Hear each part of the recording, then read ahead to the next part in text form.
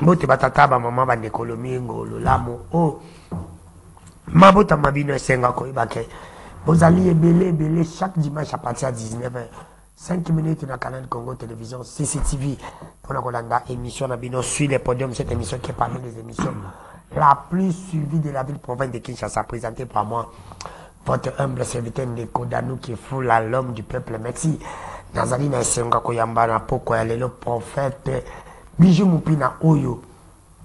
Il fallait azalanda bandeko na biso ba musulman Mohamed Kasongo bandeko ba ko la émission na début ceux qui bomoni bo bisaye place na yango ba ko zilaye et pas prophète Bijou Mupina aki matin pardon ba musulman ba ko sakate éviter ceux qui ba musulman ya balo ba comme kokosa na éviter to ko solo na prophète Bijou Mupina kaka même sujet Oyo to solo la qui dimanche écoulé, dimanche passé, on a reçu le pasteur, on a parlé sur ça. Personne croit à la mort de Jésus-Christ pour être sauvé. On peut prendre un na lola. Merci n'a pas de connaissances, merci l'équipe technique comme Mama Kana. Dieu merci qu'il faut merci na l'aile longango, merci aussi na Doudou Moutir, merci na Emile, merci n'a pas de connaissances. Peine à notre cordon honorable Raphaël Kibuka. Le bimon na ma tête, solo merci na yopé. Merci, je ne peux pas aussi débuter cette émission ça. Je remercie ma partenaire dans la bateau, je souhaite na ganga ya tana libanda, ata awa na prière na bango. Merci à toi madame. Jolie Boto de moi si à sénateur Ngerengo président ya ONG Kergan. Petite mais madame Jolie Boto de la pression mote merci na mon oncle privé personnel. Et maintenant Pia à partir à Bénin pour lui l'homme qu'il faut pour le Congo. C'est docteur Mukwege na pression Bambote Belé na bosse mon vieux trésor Manzo. Les boss ici lancé de Kitambo, je te salue na pression mote na mon vieux banga business. Chaque dimanche bataka tiva munene. Na moi c'est d'ailleurs maman Mireille pour la émission sur les podiums merci na bino. Et moi c'est dans mobile babota na badati moko pe babalani. Les ngolo pour na bino merci de boza kolanda émission. Merci aussi à mon vieux Honoré Lulendo na Suède na moi c'est na maman Mireille Mbo. Moi c'est dans le bas c'est la prophète Bijou Mupina pour m'encourager na sana la plateau de la maman Mireille. Un peu si bino bambote belé merci na bino merci aussi à toi Guigui Palmi. Serge Palmi na docteur Loami na pesi bino pe bambote. Ebele bino bolobi bino boza bato ya Fati béton na béton merci. Prophète Bijou Mupina mbote. Mbote frère Dan. Boni. Bien. Bonne église nankolo oyo kamba. Oyo kambaka. Église ya Nzambe ezalaka bien parce que église sous ya Nzambe ezalaka ya Nzambe. Ti enlèvement. So que église comme faible to ekwe les églises ya Nzambe te. La musulman ba bakimio. Bon ba musulman na yaki pona tali sabango que on donne pas les choses saintes aux chiens. Yozo te na kati ya mosquée ne te na kati ya église na. Bon, ba image ba ndeko tambola. Oui, nazalaki na kati ya mosquée parce que c'est pas la première fois bengisa nga façon na lobara. Bon, quand on a reçu Jésus comme Seigneur et Sauveur, cela signifie tu as signé la mort sur la terre. Donc tu vas nous à l'olendo. Parce que je parle différemment. Parce que tu n'as pas ça dans la moluba, tu na mbuza, na vrai munga. Même ça va ngape na yisba. Na mbuza, mais na bonzambe qui mbuze contacté, qui mbulu après qui bandonne contacté. En fait, Bijou Mupina. Oui, mais le qu'on a au loba, yo poyi bakango. Samedi passé ba pasteur ba sangana kina machi. Ba pasteur mutu bando ba to ça la plainte l'exa. Mais ba bi ba salim pia ka yevi des images, c'était vraiment fiasco. Tout ça parce que les catholiques à ça c'est comme une concurrence. Dans nous, tout dans la question, on a quoi apporter repentance. On a quoi apporter lumière. On a quoi apporter na biloko ezakati na politique mais on a kati biloko wana te. Bandimine balobaki. Bandimi et le réponse dans le Sabino Christ azoya kalate, on devait se repentir. Donc nous devons faire des choses non pour faire plaire aux gens, mais on devait faire les choses pour faire plaire à Dieu seul. Soyez mutu oyo ayambi Nzambe comme Seigneur et Sauveur, comme je viens de le dire, akoloba vérité. Or, soyez mutu la vérité ba olinga été. Mais parce que y est sur la terre, assez a signé la mort. Na loba rapé na loba er nyonso. Nga vakat na église ya réveil, n'est-ce pas? Mais naza contre écuménisme. Donc, non, moi je ne ferai pas ça. Et je ne pousserai pas aussi. Ça. S'il y avait des pasteurs qui arrivaient, eza conviction na bango eza bango ndenge bazana ba pelle na bango ba relation bana ngona nzambe mais ngai na c'est l'écuménisme te jamais et puis bon nzambe faut koyoka ye faut kaboke na stade ah non non tu peux prier et ça dans nous peut-être ba église réveil ba ko lo ba mabe contre nga to ba mona ngandeni non église réveil ils en a ba konzi bazo diriger bato balobi disons donner à César ce qui est à César, à Dieu ce qui est à Dieu. On devait aussi les respecter parce que baza na makambo oyo l'état yebisi bango mais ngai ataso yo l'état yebisi ka likambo ngai personne ba nga so eza volonté nzambe te na osala ngote moi là na osala ngote obina ba passer boye to kota na bar bo sana na bar ba ko cha musique ya mukili na okota te parce que na yebi que un ministre de Dieu a kota n'importe où te à cause ça l'appelle n'importe quoi te un ministre de Dieu vrai ministre de Dieu c'est lui qui vient du ciel il est descendu sur la terre c'est pour défendre l'intérêt du royaume céleste mais c'est ceux qui ont commis diriger na ba politicien keba aux sous serviteurs ya nzambe te au comme serviteur ya bato quand est-ce qu'on est serviteur de Dieu on est serviteur de Dieu quand on sert Dieu dans sa volonté. Mais tant que vous avez servi sous nzambe na volonté ya nzambe te, akomi ko servi nzambe na volonté ya ba politicien, na ba volonté ya batu, vraiment de servir à nzambe. Déjà na ba risque. Vraiment na ba risque makas. Alors moi écuménisme banda na yamaki ça fait longtemps na dit que nzambe basangisa kaité. Batu nyoso ba ye basangani mutu na mutu amanda ko invoquer nzambe na ye. Nga place na oyate. Na oyate. Merci à toi. Tu ne suis depuis quelque part président Petit Béton, Simon Kamba. Le parti politique, il y a Koyo pour le bureau pour soutenir chef de l'État. Fatih Béton à Béton. Merci à toi, président Petit Béton, Simon Kamba. Prophète Bijou Moupina, Béton nous croit à la mort de Jésus pour te sauver. Malgré que les musulmans, c'est notre sujet. Est-ce que Bazan a tort? Mais on a mis une question. Parce que nous avons un nombre de répondre à Gida. Tout ça, quand même, dimanche passé, nous avons passé un sous. Est-ce que nous avons solo pe bosimbo prophète Bijou Moupina? C'est pour te dire que quand on est dans l'eau là, ils allaient kaka et l'eau qu'il y a pas chrétien. C'est comme si bateau bazaba non ba chrétien ba comme on a zambité. Parce que ce sont des chrétiens qui va croire à Jésus-Christ. Bon, bateau nyonso o bazo croire na Christ était automatiquement on a zambité. Bible dit celui qui croira et qui sera baptisé sera sauvé. Mais celui qui ne croira pas ne sera pas sauvé. Donc pour que mutu azwa vie sauve et Seigneur na mutu wana andima kaka Jésus Christ comme Seigneur et Sauveur. Pour nanini au monde ba mizima abayete ba kimi peut-être ba kimi pour mangana loba na bango na zonga bango nzela. Mon frère banda ba prophète ba ya na mokili aucun prophète ateya batu aloba moi je suis le chemin la vie et la vérité. C'est seulement le prophète Jésus qui a dit non, il va vous amener dans les chemins. Mais il a dit qu'il est lui-même le chemin. Il est lui-même la vie. Il est lui-même la vérité.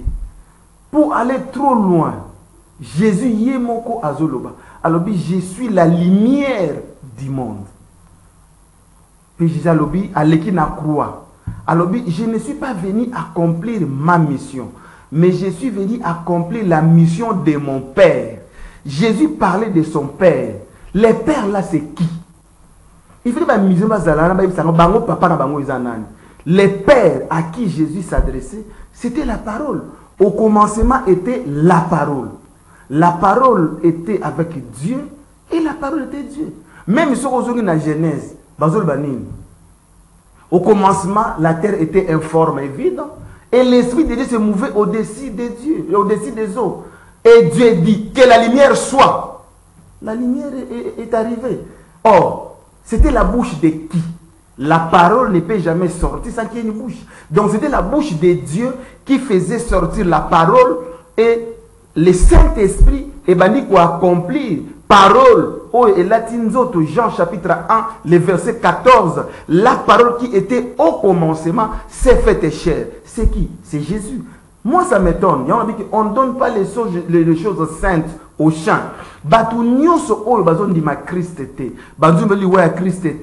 On ne peut pas obliger bangote. Parce qu'on ne peut pas leur donner cette parole. Parce que cette parole, c'est uniquement pour Nabana Nzambe. Babi, la prédication de la croix, c'est une folie. Hein? C'est un scandale pour les païens. Mais c'est une folie pour nous qui croyons à Jésus, qui croyons à son œuvre. À l'état de Bamote. Alors, la chose sainte, c'est Jésus. Puisque nous avons Saint-Esprit sans passer par Jésus. Les musulmans disent non, il faut la science. Oui.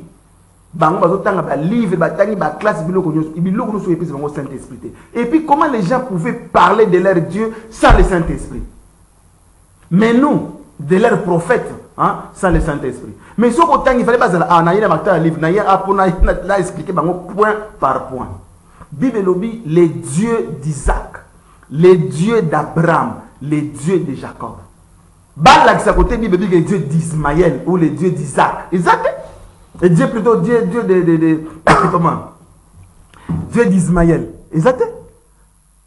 Parce que bango nzambe na bango a mwana na bango oyo azali disons Ismaël aza mwana ya promesse té. Mais mwana ya promesse ezali ezana eza Isaac. Siko bango baza batu ya perdition. Les musulmans sont dans la perdition. Alors pour Nicolanda bango. Ils sont contre le sang de Jésus. Ils sont contre l'œuvre de la croix. Ils sont contre le Saint-Esprit. Siko bata bongo. Pourquoi on devait leur donner les choses saintes? Or, les choses saintes, c'est uniquement pour les enfants de Dieu. Alors, en fait, Bijou Mopina, vous n'étiez pas là le dimanche passé, mais il y avait une question qu'on m'avait posée. Et puis le dimanche, il collait pour notre nom, et puis nous va passer besoin de baboy. Papa Nabiso Simon Kimbango n'était pas chrétien, et la nuit, il y a Sarah qui y a comment on habité. Parce qu'il a joué beaucoup de miracles où il y a Salaki, beaucoup de pasteurs, monsieur Souti, les lobabi, monsieur même Yoko Toté, au Salangoté, dans une matin. Un serviteur de Dieu, un vrai serviteur de Dieu, Baroye va être pour les miracles. Parce qu'il y a aussi des aventuriers, des pasteurs, des aventuriers, ils font aussi des miracles. Dans le miracle, les signes rotal, c'est que mon toit est serviteur en Zambie. Et puis, un vrai chrétien, derrière miracle. Miracle n'est quoi accompagner. Non, voici les miracles qui accompagneront ceux qui auront cru en mon nom. Donc, miracle est quoi accompagner Moutou ou à croire en Christ. À quoi miracle était, mais miracle n'est quoi l'andaï. Donc, au sein d'un miracle, il y a synonymité que aux spirituel, toza Moutanzambi. Quand on parle de Simon Kimbango, papa, ce qui est au Kenya de la bande, il y a Bakongo plutôt. Au moment où il y a à moi qui n'a me trompé, Simon Kimbangu, le représentant de Jésus sur la terre. Donc cela signifie Simon Kimbangu a reconnu Jésus. Simon Kimbangu a témoigné Jésus, il a parlé de Jésus. Ceux qui peuvent être Simon Kimbangu, Nzambe, ils sont dans la fausseté. Vraiment, ils sont dans la fausseté. Puis ils conduire vraiment dans l'erreur. Parce que Simon Kimbangu reconnaît. Il est le représentant. Il y a Jésus sur la terre. Il y a Bakongo. Mais si vous parlez de Simon Kimbangu Nzambe, mais pendant que Simon Kimbangu prêchait sur Jésus, c'est la confusion du diable. Tous ces gens-là sont dans la confusion. On ne donne pas les choses saintes aux chiens. Prophète Bijou Mopina, on est ensemble. Il faut aller calmement, lentement, sûrement. Ceux qui, par exemple, les motos, ayami Jésus-Christ comme Seigneur et Sauveur. Mais la vie n'a pas tamboli na kobanga nzambi. C'était pas ignorance parce que il avait personne là où il était pour ayami Jésus-Christ. Mais à Koufi. On dit que Moutara comme on nzambi parce que lui il est ignorant. Bon. Pour la kokoma chrétien faut qu'on yamba Jésus-Christ comme Seigneur et Sauveur. C'est ça. Ba vertu. Ba vertu et ko chamutolo la te. Et là, il y a le Saint-Esprit. Donc, Saint-Esprit, à travers le Saint-Esprit, il y a Saint-Esprit. Donc, c'est à partir du Saint-Esprit, Saint-Esprit nous a préparé l'enlèvement. C'est le Saint-Esprit qui est tenté de préparer l'enlèvement. Les gens qui sont pasteurs, ils sont prophètes. Il faut prêcher prophète. L'église, ils sont sur les prophètes. Ils ont une fausse église. Vous devez faire attention à ces églises. Nathan Oyo, Jésus a dit que la bisoka que l'eau moko le Saint-Esprit.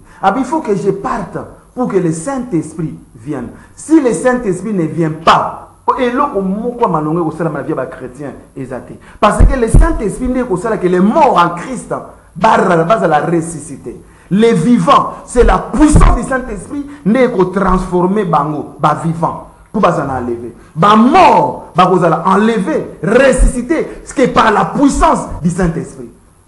Mais si vous mutu à cause de la ressuscité, à citer les noms de leurs prophètes ou de leurs pasteurs, non. Il y a un seul nom qui nous a été donné dans les cieux, sur la terre, dans l'eau, sous l'eau. C'est le nom de Jésus. Ce n'est pas le nom de Mahomet. Mais c'est ça ce que je suis en train de vous dire. Alors, ce n'est pas le nom de Kimban. Le nom de Jésus. Pendant que je prêche, Jésus a allé seul prophète. Je serai malmené. Crucifié. Je serai mis à mort, mis dans le tombeau, mais le troisième jour, je serai ressuscité. Makamuno Salobawana et Kokisami. Mais je ne sais pas si je reviens bientôt. Donc, je reviens bientôt, ne Kokisamaté. Mais Makamuno Salobawana que na osala 3 jours na tombeau, pe na osala ressuscité. Beaucoup à pour mon yango et salami. Si Jésus wana, on dit que na osala mis dans le tombeau, le 3e jour na osala ressuscité. Le 3e jour, il a ressuscité. Pendant que je parle ici, il est vivant. Si vous avez un prophète, l'homme vient de la poussière et il retournera dans la poussière. Il faut le bien que un prophète qui est vivant.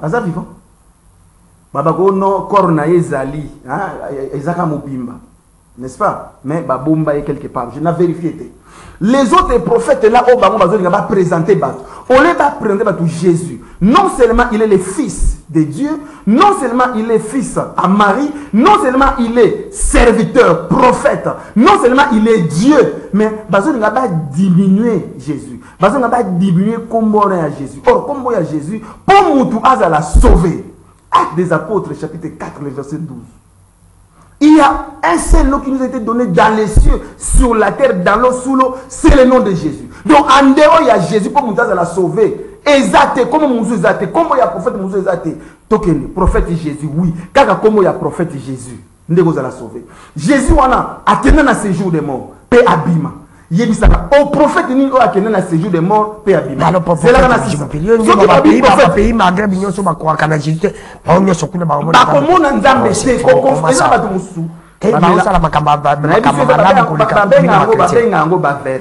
nous sommes Saint-Esprit passer par Christ. Il faut passer par Christ. Pour la promesse, ne vous éloignez pas, il faut attendre quoi? Le Saint-Esprit. Si vous passez par Christ, aujourd'hui c'est esprit à séduction, aujourd'hui c'est Saint-Esprit. Et on a passé à d'autres qui passer à d'autres sur la petite chapeau, la petite croix, la petite loco, il y a des spirituels. Non, c'est faux. Bazo confondre vertu, au salabolam et au champulo la tête. Mais vous avez un Saint-Esprit, comment vous avez un Saint-Esprit? Mais comment ça explique nous un tout petit? Parce que moi, quand je me suis un Saint-Esprit, mais il y a respecté mes béco et amis. Alors ça peut mal. Mais moi, tout ça, il y a mis Saint-Esprit dans la Saint-Esprit, mais n'est-ce pas pasteur, monsieur Guy de Réveil, Bayamba, mais dans le Bible, ça, Bibota, Botaï, pas comme ça, Botel, pas comme ça, bien sûr, comment on a place à Bara, il y a pas compte à rendre, tout ça. Je ne suis pas avec vous. Moutou a un Saint-Esprit. Moutou a un Saint-Esprit. Moutou a un Saint-Esprit a manifesté la fouille à Saint-Esprit. La joie, la paix, à bénir les bateaux, à maudire les bateaux, à faire les bateaux, à sangana, beaucoup de bouma bandoki, beaucoup de bouma magicien, beaucoup de bouma ennemi nabino. Non, il ne faut pas tuer les gens. Jésus m'a koufi pour la injuste, a koufi pour la méchant. Si on a on sala les kobo non la facilité, on a la bouzoba na yo batika yo fana nenga kimiale. Eh bon ya prier ko bomba. Alors que yo ni koti na moto, ezix ennemi na yo. Osomo on les a manqué à Saint-Esprit. Pour le peut-être on a mal enseigné na matière voilà. Pour monter dans la Saint-Esprit kat na ya ko boma mututa. Tala papa ko boma. Ko ba ke mutana Saint-Esprit zaka mutazo tambola na boba nzambe. Te mutoza na Saint-Esprit il est un vrai adorateur. Cela signifie quoi? Il marche dans la vérité. Or, mutu pour marcher dans la vérité, il faut un Saint-Esprit. Saint-Esprit est pour aider à marcher dans la vérité. Or, quand on voit la vérité, on voit quoi? On voit la parole de Dieu. Cela signifie mutu dans la vérité, par le Saint-Esprit, il va obéir qu'à la parole de Dieu. Or, si vous obéissez à la parole en Nzambé, c'est ce qui prouve que mutu dans le Saint-Esprit. C'est ça ce que je suis en train de dire. Mutu dans le Saint-Esprit, il marche dans la vérité. Mais quelqu'un qui marche dans la vérité, mais il n'a pas le Saint-Esprit. Le Saint-Esprit, c'est Jésus-Christ comme Seigneur et Sauveur, non? Bon, c'est là. Expliquez dans le bateau. Parce que il faut pas comprendre. Jésus, il est le chemin. Et la vie. Si tu entres dans ce chemin-là, tu as la vie. Tu vas rencontrer la vérité. Donc, dans les chemins là où se trouve Jésus, il y a sa parole. Donc, il y a sa parole. C'est à travers de cette parole, ne volez pas. Ne tuez pas. Aimez vos ennemis. Priez pour vos ennemis. C'est dans les chemins. Les chemins, la parole dit quoi? Priez sans cesse.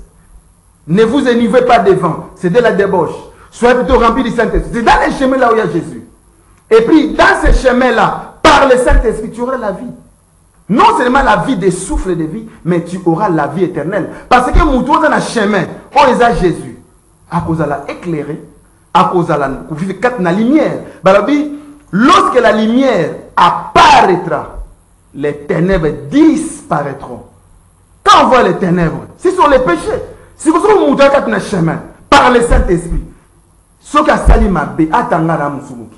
Mais si on a sali mabé et que le Saint-Esprit te dira, oh, sali mabé, tu devais confesser. C'est pour ça qu'il dit, celui qui est saint, qu'il se sanctifie. Pourquoi on devait se sanctifier? Bateau baza saint. Et ça te que ba oh ba kufa. Ba oh ba kufa. Santo Yohan, zara biso. Bateau basi ba kufa musu ba kufa ko na maladie bobi ba oh. Zara to zara zo ndamo. Mais ba comme ça ba tout saint c'est par rapport à parcours na yi ni ba to ba ni non, non comme ça. Mutu ya muki ya ko comme ça mutu sainté. Quand on ba mutu akoko élever mutu te. Par rapport à les aux akotambo botami bato baso mona ndio zakotambola non il y a sainté ngako za pesa na kisina na oyeba na oza peta bimpe na oza pe kobo na oza ma désolé na oyeba mais c'est mutu akoyeba vie na yo ezaka Saint-Esprit yamba bi que maudit soit celui qui se confie dans l'homme. On ne sait pas. Confiez-vous à l'Éternel pour que vous soyez affermis et à ses serviteurs pour que vous réussirez. Et ça n'a pas été belé, se confier à ses serviteurs. Ils ont commencé comme un Nzambe. Et ça, c'est synonyme que aux serviteurs en Nzambe. Il y a d'autres monde serviteurs à salir bien, à filmer. Après, si moi 2 c'est que l'autre, moi 3 c'est que l'autre, à bandi qu'on filmer, par l'action à TV. Et ça m'a foutu, n'a pas basé déjà. Je connais un vrai serviteur de Dieu. À salir geste, mon comme Yabolam, à filmer na TV, à bandi qu'on l'action. Non.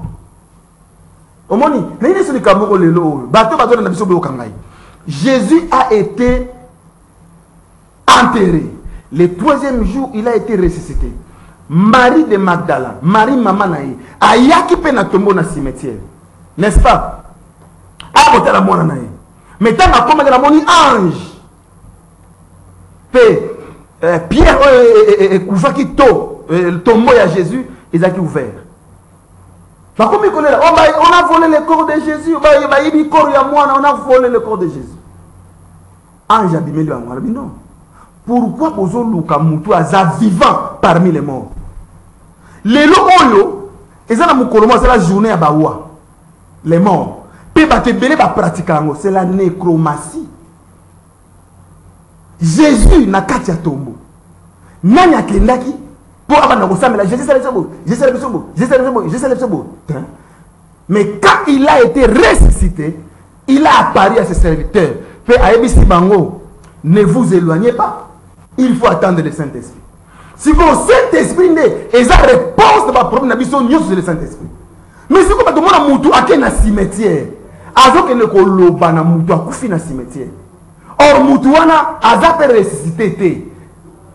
Allah li ka wana tombo na cimetière yo ko sadre tam su muto ko fe na malaria to muto ko fe na maladie na ye o ya kufeli wana nesiko ya kufia ke na ko bina makasi ya ko peso mbongo o yo ndengo ke kuna kende ka malamu o pesa mutu boye mbote et puis ndengo ke ko bosa na ke o protéger biso muto akufi na malaria muto akufi na mabena ye aka no protéger bino ta la confusion.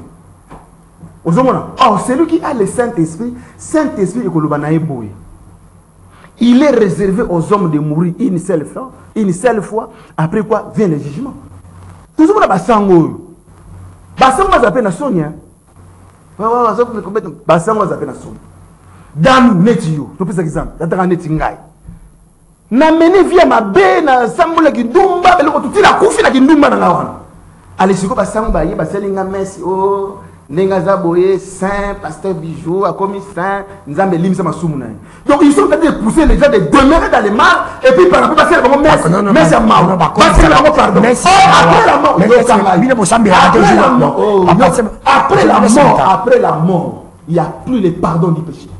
Basango bate ya bato batika kosala ma messe wana bato basi bakufa basengela ka mawa la bato basi bakufa mawani ils sont dans la nécromancie automatiquement ils sont en train de parler aux morts mutunyo so parler la mort. Jésus était mort enterré ressuscité quand avec ressuscité il a parlé na maman na yepe na ba disciple pe disciple bango bo s'éloigner te bo zela na kotile no Saint-Esprit. Maintenant l'homme devait parler avec le Saint-Esprit pour Saint-Esprit qu'on peut essayer solution na makamna ye nyos. Mais si tout le monde a l'église, au moins, et ça quand catholique, et ça même l'église moussou à réveil, parce que ne parler na bateau basi bakoufa.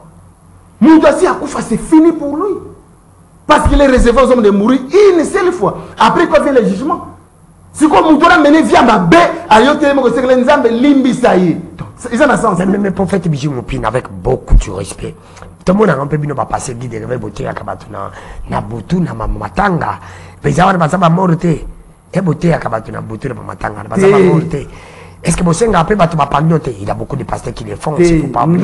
Ngana te na Matanga. So na te de Matanga na sa desala muta kufite. Na ko chepe dukate. Mais na ko lo bana batu wana ngai na yo to kufa neti. To réfléchir puisque après la mort, la vie continue. Ou alors en enfer ou au paradis. Ce qui ngana te na Matanga na to ban kananga. Na ko prêcher bato ba na Matanga ba se repentir. Et ça quand ils ont fait ça conseil na ba autorité mboka. Ba autorité et mboka. Na yebi ke bo yeba ka vérité. Pourquoi se confier aux faux serviteurs? Il y a des vrais serviteurs. Jérémie 33:3. Invoque, moi je te répondrai, je t'annoncerai les choses cachées, les choses que vous ne connaissez pas. Quand vous s'attachez tous, comment? Quand vous avez de vous attacher aux faux serviteurs, et puis vous avez passé à faux serviteurs, parce que vous avez besoin de la foule, et ça grave, et ça très grave. Et ça, les hommes politiques, et ça, battu, ou peut-être qu'on postulé. Bazo luka bato bazalaka na foule bato bazo tenir foule ponini po bato wanda nde ba okene ko voter bango mais bazo yeba que ce sont des faux serviteurs. Pourquoi ils sont en train d'appuyer les faux serviteurs? Et ils savent. Merci. Nous devons se préparer aussi pour l'enlèvement. Les hommes politiques naza ko bisabino et Seigneur nabino paix. Bon prêcher Christ. Parce que mission on les a bisoté. Binopé, bon prêcher Christ. Puis binopé bon il se préparer aussi pour l'enlèvement. Ba pasteur on baza côté ya wana baza ko boya ko prêcher bino Christ. Ba yebi que bon ça la mabe. Mais bazali ko boya ko bino mabe wana bazo ide binoté. Ba lingi pe binoté. Un vrai serviteur de Dieu devait prêcher même les autorités de ne pas voler, de ne pas avoir plusieurs femmes, d'être fidèle. Cela d'Abraham. Abraham. Ben oui, Abraham azalaki na basi belio ngo ba kelo kaba mazali na basi yo lingi na kotab yo likaki Abraham na kobanga nzambe. Nzamba lobi hein. Ale loko c'est biblique. Nzamba lobi et loko nazo boya yo Abraham na Malachi. Et loko nazo boya yo Abraham. On aza contre yo nganzambe la linga infidélité. Nzambe pas essayer Abraham bon. Ba serviteur ba yves version na. Alobi bien que la polygamie elle est biblique. Na yebisu Abraham ndamba yebisiyo ayebisiye ngai na linga infidélité te mutua akosala makambo na pression na Dieu te laisse sala olingo sala babi chaque chose a un début a une fin soko sala malamu continue sala malamu soko sala mabe continue mais mabe na yo toko na sou. Merci bandeko baza kolanda votre émission sur les podiums, cette émission présentée par moi votre humble serviteur Nikodano qui fout la l'homme du peuple. Merci. Quand tu es Makambo, il y a vie. Je voulais un peu répondre à Bandeko Bazakolanda. Je suis parti dans mon réseau social Bandeko. bakoloba oh biso tozali ba famille na biso totindi kitiakal to bundi boza ko reconnaître ba valeur na biso te boza ko reconnaître quand même auto salité tout ce que nous sommes c'est Dieu mais la zali lo ezanzambe bravo Jésus tout à fait d'accord avec vous lipamboli na ngezali nzambe nzamba pamboli ngai nzambe ne mutatomboli ngai nzambe bino botala mabe na ngai te botala pe malamu na ngai bo pousser ngana kende liboso parce que nzamba tomboli yo bravo tondimi pona kotomba mondimi ke nzambe ne mutatombola ki là tu reconnais que Dieu existe Dieu ne mutatomboli mais pona kokita oza kokita yo mokolo mapenya ke nzambe mutakitisi yo soko zo kwa ke nzambe ne mutatombola ki yo et quoi aussi que nzambe ne mutakitisi yo parce que yene mutatombola ki yo yene mutu akitisi yo kotombola o mona ki ke zaki nzambe e kokita na oza ko reconnaître que nzambe tala ndo komo kita eza ba signe ya tande la fait bato bakoloba ke denile sakiti ndenge nini asili ndenge nini parce que dans neti yo makambo oza kosala eza kolekisa ekosili wanti reconnaître kotomba omwenzaki nzambe ndima mpe kokita nao lelo eza nzambe okomesana jamais yese asika ebenda trait vous comprenez jamais yese basombi na chasser ekobenda trait c'était tout simplement mpona ko te ya bandeko ebele quand vous parlez de Dieu il faut reconnaître aussi Dieu na makambo mosusu parce que nzambe pa koki kofrappe yo il qui a frappé aussi là pour reconnaître comme message. Prophète Bijimopina. Oui, parlez un peu des choses sérieuses. Vous dites que mon ensemble, il faut croire à Jésus-Christ. Est-ce que baptême, il y a un que Jésus-Christ? Vous comprenez une question que nous avons baptême, il y a un que Jésus-Christ comme Seigneur et Sauveur. Mais Moutou Azaki baptême, c'est pas ignorance. C'est parce que Moutakope ça n'est pas zati. Ou c'est parce qu'elle ne connaissait pas. Mais il y a Tamboli vie na une sanctification à Kobang Nzambe. Est-ce qu'il y a comment Nzambe? Laissez-moi poser des questions. C'est la Bible. Nous, les chrétiens, nous marchons selon la Bible. Les musulmans peuvent marcher selon le Coran. Les musulmans peuvent croire dans le Coran et ils reconnaître Jésus comme prophète. Comme prophète Nzambe ou y'a qui kosala mission na mukili pe atambo ina kobanga Nzambe. 1.3. Est-ce que bango va comment Nzambe était une question encore. Jésus-Christ n'est pas prophète. Bon, Jésus, hein, il est prophète. Oui. Jésus, il est fils unique de Dieu. Jésus est Dieu. Ce qui Jésus mutandimeli Jésus-Christ comme prophète à ce qui voilà. Il a bien fait ou il a mal fait? Il a bien fait. Alors, maintenant, il faut croire à Jésus, mais si tu te limites qu'il est seulement prophète, si tu dis qu'il est prophète, il vient avec la parole, oui. Mais maintenant, toi, mets en pratique cette parole que Jésus a amenée, tu auras la vie. Mais il croit Jésus-Christ comme étant prophète. Nalobi bien. Je vous laisse non. Mais il mettre en pratique ma cambo Jésus à lobby au côté de mais c'est ça, il a cru à Jésus-Christ. Non, prophète. C'est comme il a terminé tu bilan c'est quand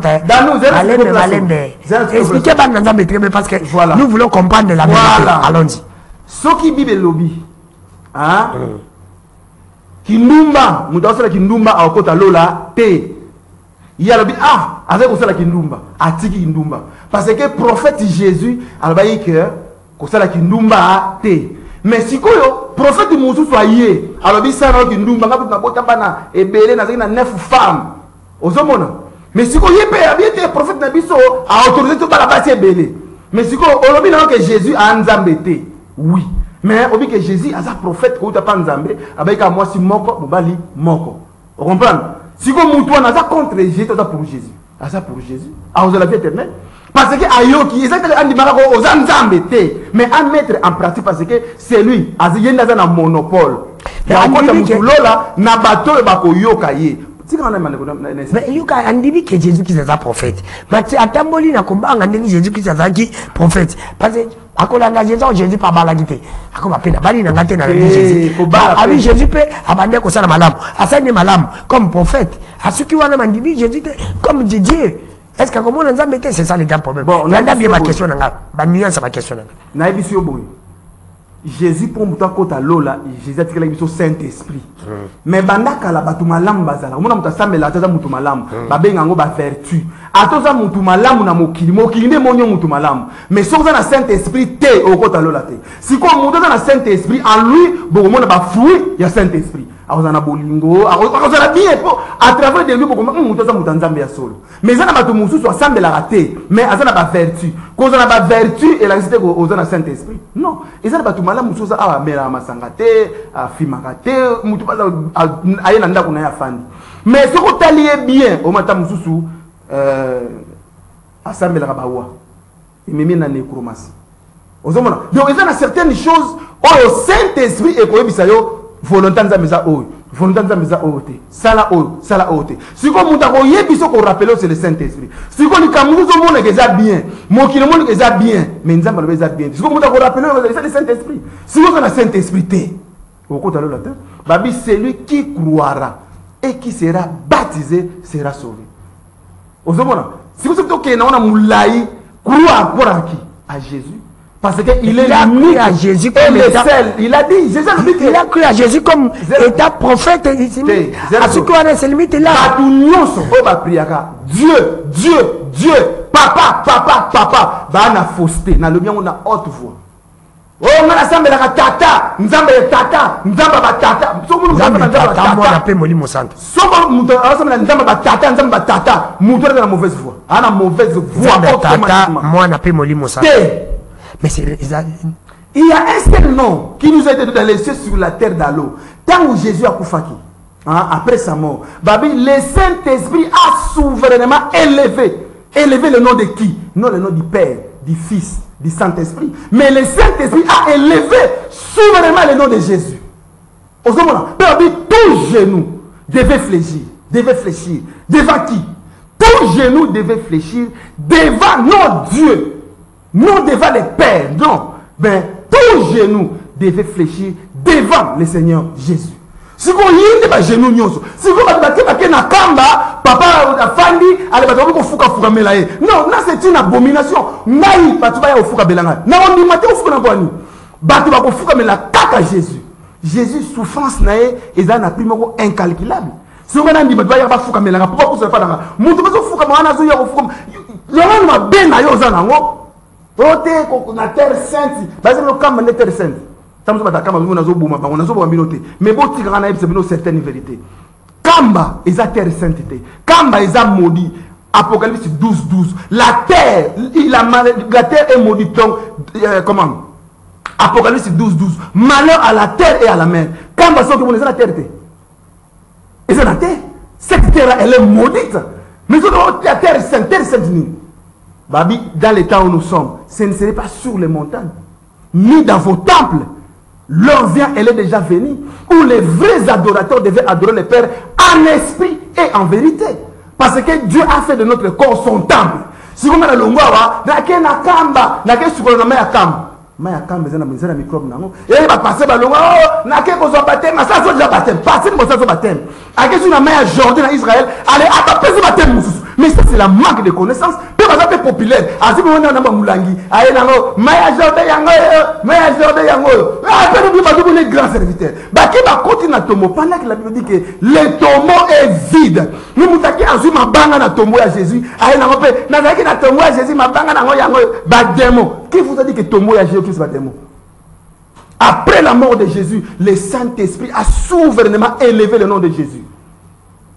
Comment wana nase ya mabele na mai nase ya mai ata libala no bakanyango na zamba ata bachango nase ya mai ata bakanyango wapi mais par le nom de Jésus libala no ekobima mbongo no ekobima parce que lui il était dans le séjour des morts mais il a été ressuscité.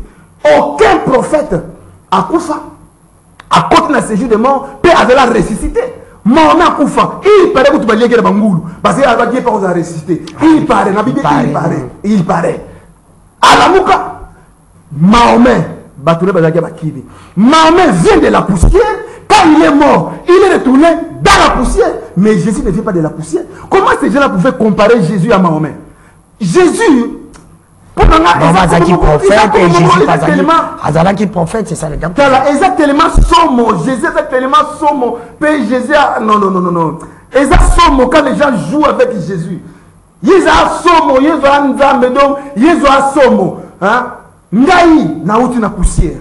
Mahomet wana uti na poussière, Kimbanga uti na poussière, ba prophète nyos uti na poussière, mais le prophète Jésus, il est l'unique et le fils. Il est l'unique et le fils unique de Dieu.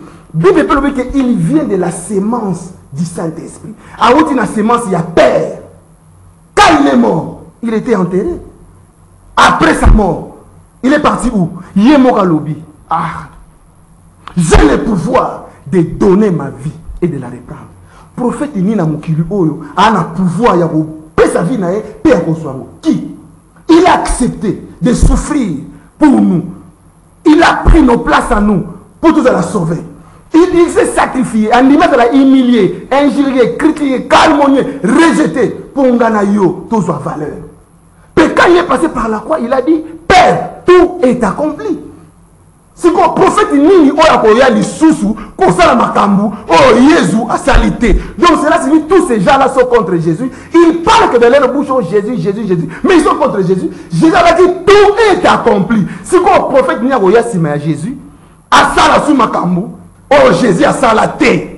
Sont dans la fausseté, sont des faux serviteurs. Ils sont là en train de comparer Jésus à Mahomet. C'est ainsi ça. Mahomet vient de la poussière à Koufi. Il est retourné dans la poussière. Mais Jésus, quand il est mort, il venait du ciel. Quand il a Koufi, à Zongi. La Bible dit, il a remis son esprit entre les mains du Père. Comment comparer cet homme-là à Mahomet, à Branham, aux autres prophètes du monde qui venaient de la femme? Merci, prophète. Ça, c'est l'ignorance ou c'est le mauvais cœur? Merci. Comparer Jésus aux hommes venant de la poussière. On ne donne pas les choses saintes aux chiens. Cette émission de jeudi est terminée. Merci. Le Basuka Pona, mes amis. Malobasuka nina lobaboy. To comme un temps difficile. Nazo wande ba doa okufa. Eza na Congo. Eza na Ukraine. Ozomona batu ba bomi batu ba pesi nombre. Ba bomi batu ba pesi nombre. Batu ozomona danger wana te. Balabaki mawa ekolo wana mitema ya batu. Batu ba kolinga mongo koleka batu. Batu bakomi na trahison na facilité. Oya trahi muninga poazwa mbongo. Oya ingisi muninga poazwa mbongo. Eza basine temps de la fin. Balabaki passe koya. Tremblement de terre. Toujours ba temete de salam. Toujours ba signe nyonso esi kokisami. Ce qui Jésus balabaki. Je ferai 3 jours dans les tombeaux. Je serai ressuscité. Toka somo. Le 3e jour, Jésus a été ressuscité. Le même Jésus avait dit, je reviens bientôt. C'est lui qui a dit ça. Je reviens bientôt. Est-ce que qu'on revient bientôt wana? Et qu'on se la caca selon biso, tout la selon y en a tant aux fixé par y. Qu'on y a bientôt on est à Christ. Et ils ont dépendé de temps au but au candidaté. On a balité, on a vité, on a seigneur boité. Jésus a nous côté. Jésus, tanaye. Après ces jours biso ba signe. Mais ayebi mukonya koya akwa ko lobana biso ango ngote to sala keba to bana to bakani ti batu nyuso baso bateko je reviens bientôt de bandakala tala je reviens bientôt de bandakala nzamba ko yate po yozo loba mais na temps fixé Jésus akoya pe enlèvement et ko salama Sarah a perdu foi mais Sarah na temps convenable Sarah botaki fils il y a promesse merci et ça ka neti temps otozali so que ça fixé na nzambe taillé enlèvement ezali pe ko salama selon nzambe selon terre nzambe selon terre batute selon pe ba penser batute parce que na tango to komi exactement très très dangereux et c'est na biso to yeba mais différence c'est parce que nous sommes au temps d'histoire mouli laisser côté tozo bateke o eza or to eza diamate kaso muta ye angali mutanzambe la plupart ba serviteurs bozomonana ba chante bazo yemela Jésus bazo lela la plupart sont dans des maisons la plupart sont des faux adorateurs. Merci. Numéro de téléphone. Numéro de téléphone est 00243 90 92 91 227 00 243 90 92 91 227. Un vrai serviteur de Dieu. Mission Isaac pour préparer Batu pour l'enlèvement. ba américain, ba français, ba belge, Union européenne, MONUSCO, makile ba peuple congolais otanga devant bino MONUSCO, devant Batu, o ba yepo ba aider peuple congolais na mboka na ye. Bozo tangisa makila, ba kanisa, ezana makila moko egangaka. Makile anan, Yabel et Koulaka. Et Gangaka Panzambi. Makile ba peuple congolais, ba innocent, bazako tika mboka na moko kima à cause de la richesse ya mboka na bango. Mais bien au niveau de la lix, bon fan na bien pour na koboma peuple congolais. Mais c'est dans le ba oyo. Même il a ba pays frontalier nyonso. Et ça ba américain, ba français, ba belge. Union européenne, batu nyonso oyo bazali kotangisa makile ya peuple congolais. Soki justice ya mokili et zubinote, justice ya nzambe et otika binote. Que Dieu nous bénisse dans le nom de Jésus. Merci na bande konyoso balanda ki émission sur le podium ya pourquoi elle est présenté par votre humble serviteur Ndeko Danou Kefula. Merci. Merci na bande konyoso mena ko succès émission na lingina le baboy. Na monaki na communiquer za koleka ministre intérieur ya ville province ya Kinshasa. Mais c'est Tengelito a démissionné, bande commission ce balobi a démissionné parce que n'a pas réglé bazako foot a été parce que ce balobi mais je voulais dire ceci il faut pas oublier ngala no bango ngade ko danu ke fola nazali homme de la vérité je ferai un effort nzelo to za koleka na ebezali passe mais to le ba pe bosolo pe bosembo ministre Tengelito qui était bourgmestre de Kitambo asali ou ya salaki pour akoma lelo député akomi député accueilli akomi ministre atikala koya na Kitambo te pona ko saleloko. Nous avons compris que biso de peuple tous ab escalier to matisa ki okomi na likolo omoni ke ta ilingesi la olingo zonga na sepo ya kokosa peuple kolba que tu étais avec la population. Mais il ne faut pas oublier que la responsabilité de la ville province de Kinshasa ministre Oya Zalaki intérêt Tengelito azali na parti.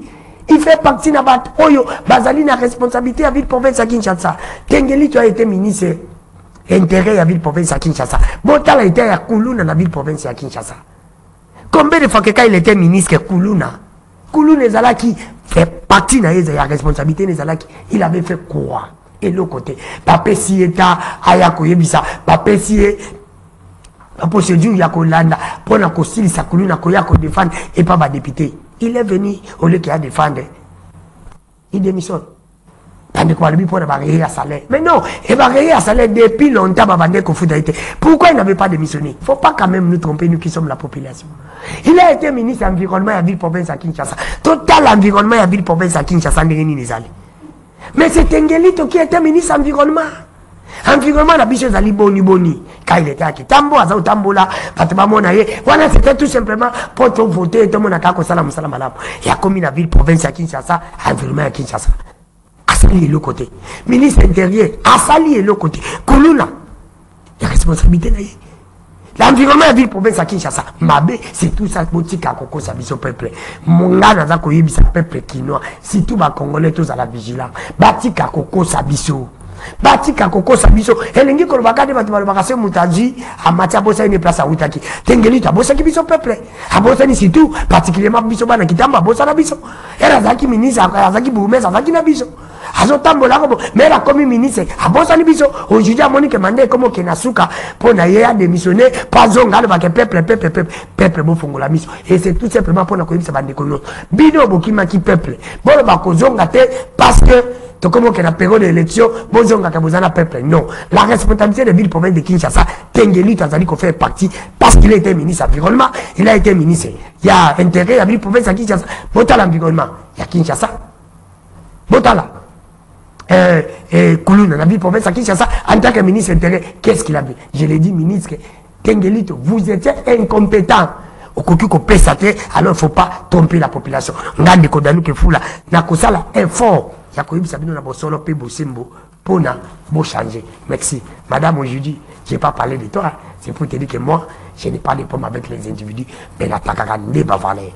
Ceux qui beaucoup salement salam malab. Na cocu mi Sabino na koyembe la bino. Bye. À la prochaine, bon comme ça.